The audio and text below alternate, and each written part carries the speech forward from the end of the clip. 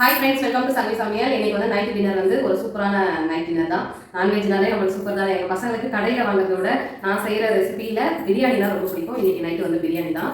இன்றைக்கி நான் வந்து பார்த்தீங்கன்னா ஒரு ஏழு பேர் சாப்பிட்ற அளவுக்கு செஞ்சுருக்கேன். இது நம்மளுக்கு மட்டும் கிடையாது, அக்கா பசங்க எல்லாருக்கும் சேர்த்து தான் செஞ்சுருக்கிறேன். பார்க்கலாம். பாஸ்மதி ரைஸில் வந்து ஒரு 3 டம்ளர் அரிசி 1 கிலோ சிக்கன் போட்டிருக்கேன். நான் வந்து அரிசி அளவு வந்து கம்மி பண்ணிவிட்டு சிக்கன் அளவு 1 கிலோ போட்டிருக்கேன். நல்லா இங்கே பாருங்கள், உதிரியாக நல்லா கொலன்னு சூப்பராக வந்து சிக்கன் பிரியாணி. இதுக்கு வந்து முட்டை 65 எதுவும் கிடையாது.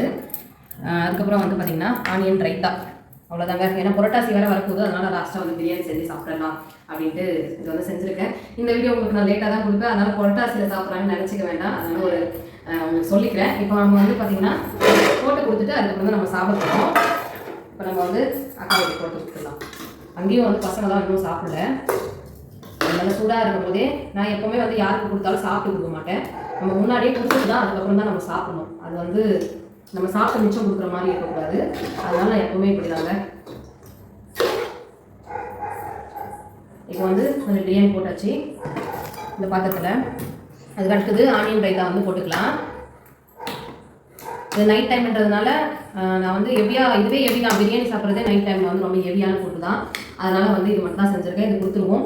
இப்போ நைட்டு வந்து நாங்கள் வந்து பிரியாணி தான் சூப்பராக சாப்பிட போகிறோம். வாங்க நீங்களும் சாப்பிடலாம். இந்த வீடியோ பிடிச்சிருந்தா லைக் பண்ணுங்கள், ஷேர் பண்ணுங்கள், கமெண்ட் பண்ணுங்கள். நம்ம சேனலுக்கு சப்ஸ்கிரைப் பண்ணி சப்போர்ட் பண்ணுங்கள். Bye friends. இந்த நான் கொடுத்துட்டு வந்து இதில் வச்சுட்டேன்